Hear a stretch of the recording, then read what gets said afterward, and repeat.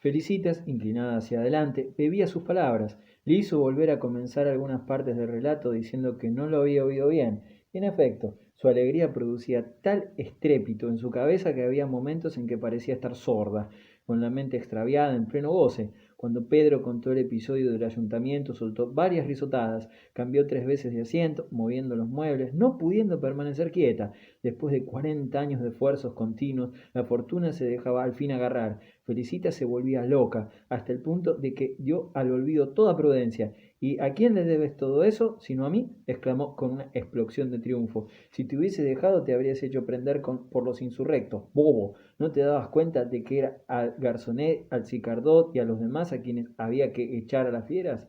Y, mostrando sus dientes inseguros de vieja, añadió con una risa de chiquilla pícara, pues que viva la República que nos ha dejado el campo libre. Pero Pedro contestó con tono desabrido, sí, tú crees siempre haberlo previsto todo. Fue a mí a quien se me ocurrió esconderme, como si las mujeres entendieran nada de política. Anda, anda, mi pobre vieja, que si fueras tú la que llevaras el timón, pronto nos hundiríamos. Felicitas apretó los labios. Había hablado demasiado, olvidándose de su papel de hada benéfica muda. Pero le acometió una de aquellas cóleras sordas que experimentaba cuando su marido la aplastaba con su superioridad, y se permitió de nuevo, para cuando llegase la hora, tomarse una venganza refinada, con la que su marido se le tuviera que entregar atado de pies y manos.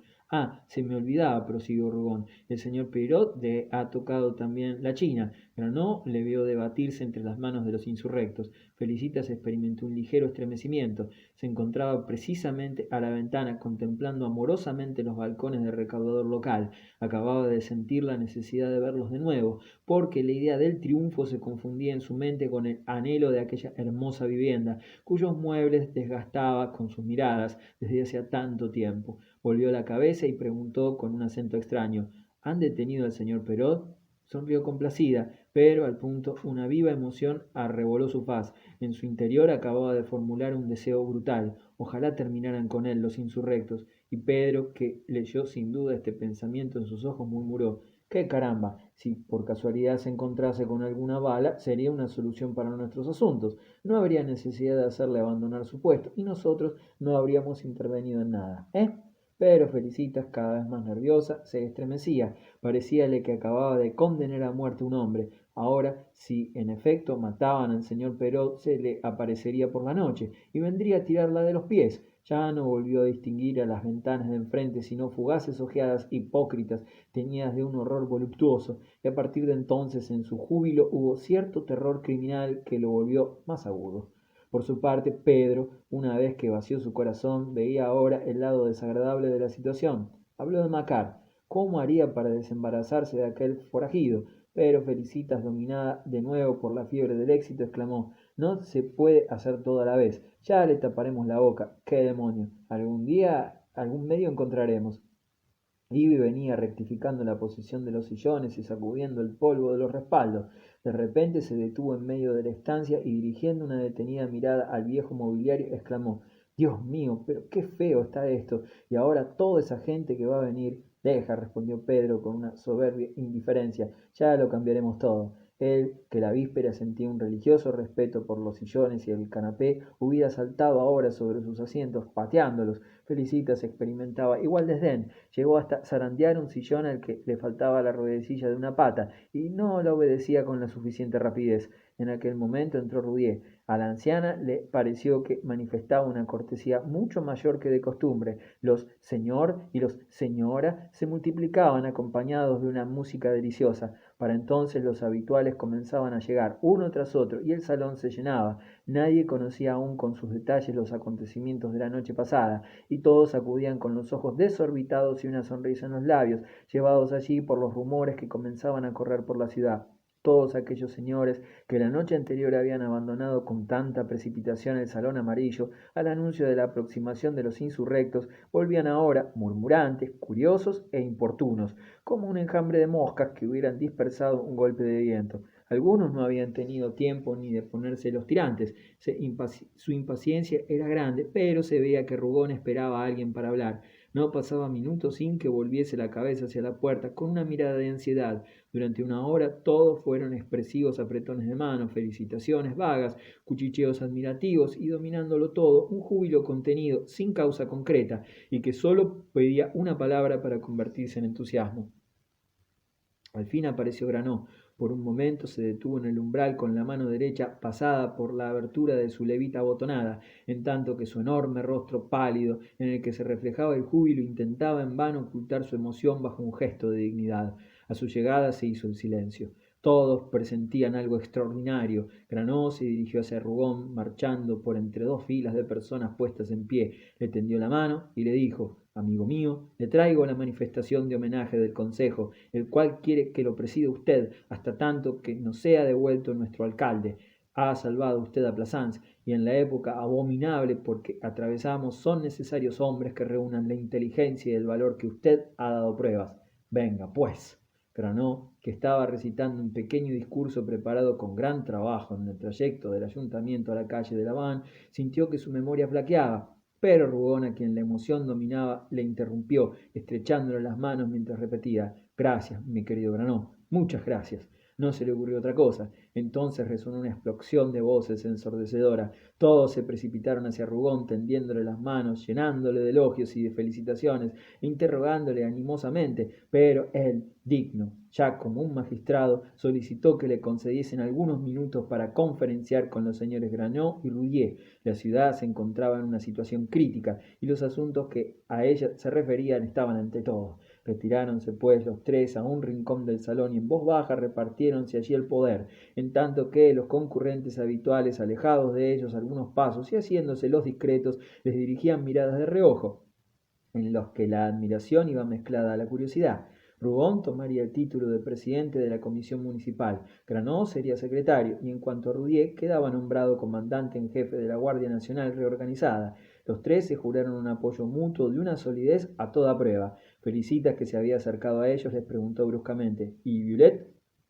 Los tres cambiaron una mirada. Nadie había visto a Violet. Rugón hizo una ligera mueca de inquietud. Tal vez se lo han llevado con los demás, dijo para tranquilizarse. Pero Felicitas movió la cabeza. Violet no era un hombre que se dejase prender. Desde el momento que no se le veía ni se oía nada de él, es que estaba haciendo algo malo. La puerta se abrió y entró Violet, saludando modestamente con su movimiento habitual de párpados y su sonrisa afectada de sacristán. Después se dirigió a tender su mano húmeda a Rugón y a los otros dos. Violet se las había arreglado solo, asegurándose por sí mismo su parte en la breva, como hubiese dicho Felicitas. Pobre tragaluz de su sótano había visto a los insurrectos prender al administrador de correos, cuya oficina estaba al lado de su librería. Así pues, aquella misma mañana, y a la hora precisa en que Rugón se sentaba en el sillón del alcalde, había ido él a instalarse tranquilamente en el despacho del administrador. Conocía a los empleados, a quienes recibió conforme fueron llegando, diciéndoles que él reemplazaría a su jefe hasta que volviese, y que no tenían que inquietarse por nada. Después había examinado el correo de la mañana con una curiosidad mal disimulada, parecía olfatear las cartas, y si hubiese dicho que buscaba una en especial, sin duda su nueva situación respondía a uno de sus planes secretos, ya que en su júbilo llegó hasta dar a uno de sus empleados un ejemplar de las obras festivas de Pirón. Violet tenía una existencia grande y muy surtida de libros obscenos, escondidos en un gran cajón bajo un montón de rosarios y de estampitas religiosas. Él era quien inundaba la ciudad de fotografías y de grabados pornográficos, sin que esto perjudicase lo más mínimo la venta de devocionarios. Sin embargo, debió de asustarse en el transcurso de la mañana, de la manera desenvuelta con que se había apoderado de la administración de correos, y se le ocurrió hacer ratificar su usurpación. Por eso acudía a ver a Rugón, quien decididamente se estaba convirtiendo en un personaje poderoso. ¿Dónde se ha metido usted?, le preguntó Felicitas con gesto de desconfianza. Entonces el librero contó su historia, adornándola. Según él, había salvado del pillaje la casa de correos. Bueno, está muy bien, quédese usted allí, dijo Pedro, después de haber reflexionado un momento. Sea usted útil a la causa. En esta última frase se resumía el gran terror de los Rugón, que temían que nadie llegase a hacerse demasiado útil, pues querían ser los únicos que salvasen la ciudad. Pero Pedro no había vislumbrado ningún peligro serio en dejar a Violet de administrador interino de correos. Incluso era una manera de librarse de él. Felicitas sintió una viva contrariedad. Terminado el conciliábulo, los tres señores volvieron a mezclarse con los grupos que llenaban el salón. Al fin se vieron obligados a satisfacer la curiosidad general, refiriendo con todo detalle los sucesos de aquella madrugada. Rubón estuvo magnífico, amplificando, adornando y dramatizando el relato que había hecho a su mujer. La distribución de los fusiles y de los cartuchos tuvo en suspenso todo el mundo, pero lo que los dejó mudos de estupor fue la marcha por las calles desiertas y la toma del ayuntamiento. Cada nuevo detalle provocaba una interrupción. ¿Y no eran ustedes más que 41? Es prodigioso. ¡Qué horror! Debían estar las calles oscuras como boca de lobo. Lo confieso, jamás me hubiese atrevido a hacer eso. De modo que los cogieron ustedes desprevenidos. ¿Y qué dijeron los insurrectos? Pero estas cortas frases no hacían sino excitar el numen de Rubón, que contestaba a todo el mundo y acompañaba con su mímica el relato. El hombre, en la admiración de sus propias hazañas, había recobrado la agilidad narrativa de su edad de colegial, volviendo sobre su relato, repitiéndose en medio de las frases cruzadas, de los gritos de asombro y de las conversaciones particulares que se entablaban bruscamente por la discusión de un detalle, y de este modo se iba creciendo, arrastrado por un viento de epopeya. Además, allí estaban Granot y Roudier a su lado, apuntándole los incidentes pequeños incidentes sin importancia que a él se le pasaban. Ellos ardían también en deseos de colocar una palabra, de contar un episodio, e incluso a veces de arrebatarle la palabra. También sucedía que llegaban los tres a hablar a la vez, pero cuando, para reservar como desenlace, como broche de oro, el homérico episodio del espejo roto, Rubón pretendió decir que lo que había ocurrido abajo en el patio con ocasión de la rendición del cuerpo de guardia, Roudier le acusó de perjudicar el relato, alterando el orden de los hechos, y discutieron durante un momento con cierta acritud. Después, considerando Roudier que la ocasión era propicia para él, exclamó rápidamente: «Bien, así fue, pero usted no estaba allí. Déjeme a mí contar». Entonces explicó detenidamente cómo se habían despertado los insurrectos y cómo les habían apuntado con sus fusiles para reducirlos. Añadió que afortunadamente no había corrido sangre, y esta última frase desilusionó al auditorio que esperaba su cadáver. «Pero ustedes dispararon, según tengo entendido», interrumpió Felicitas al ver la pobreza del drama. Sí, 3 tiros», replicó el ex mercero. «Fueron el salchichero, Dumbrel, el señor Lievin y el señor Massicot, que descargaron sus armas con una ligereza condenable». Y, como oyese algunos murmullos, insistió: «Condenable, mantengo la palabra. La guerra lleva ya consigo demasiadas crueles necesidades para que todavía se vierta sangre inútil. Hubiese querido verles a ustedes en mi lugar. Además, esos 3 señores me han jurado que no tuvieron la culpa y no se explican cómo se les dispararon los fusiles. Y con todo, una bala perdida golpeó de rebote la mejilla de un insurrecto, haciéndole un cardenal. Este cardenal, esta herida inesperada, satisfizo al auditorio. ¿En qué mejilla se encontraba el cardenal? ¿Y cómo una bala, aunque fuese perdida, pudo golpear una mejilla sin agujerearla? Esto proporcionó el tema de largos comentarios. Arriba, prosiguió Rubón, elevando la voz sin dejar tiempo para que la agitación se calmase, arriba tuvimos bastante trabajo. La lucha ha sido dura, y describió la detención de su hermano y de los otros 4 insurrectos muy ampliamente, pero sin nombrar a Macar, a quien llamaba el jefe.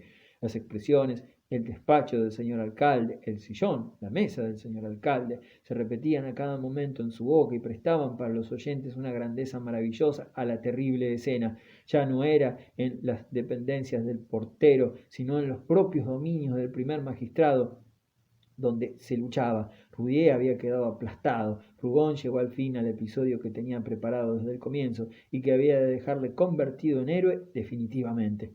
Entonces, dijo, se precipita sobre mí un insurrecto. Yo aparto el sillón del señor alcalde y agarro a mi hombre por la garganta. Y no crean ustedes que me anduve con delicadezas, pero mi fusil me estorbaba. Yo no quería soltarlo porque el fusil no se suelta jamás. Lo tenía así debajo del brazo izquierdo cuando de repente salió el tiro. Todo el auditorio estaba pendiente de los labios de Rubón, y Granot, que alargaba los labios con una feroz comezón por hablar, exclamó: no fue así. Usted no podía ver nada, amigo mío, porque estaba luchando como un león, pero yo, que ayudaba a inmovilizar a uno de los prisioneros, lo vi todo. El hombre intentó asesinarle a usted, y fue él quien disparó el tiro. Yo vi perfectamente sus dedos negros cuando los metía por debajo de los brazos de usted. ¿Fue así? Dijo Rugón palideciendo. No sabía que hubiese corrido semejante peligro, y el relato del ex vendedor de almendras lo dejó helado de espanto. Granó no solía mentir, ahora que, un día de batalla, está permitido ver las cosas dramáticamente. Como se lo digo a usted, aquel hombre quiso asesinarle, repetía con convicción.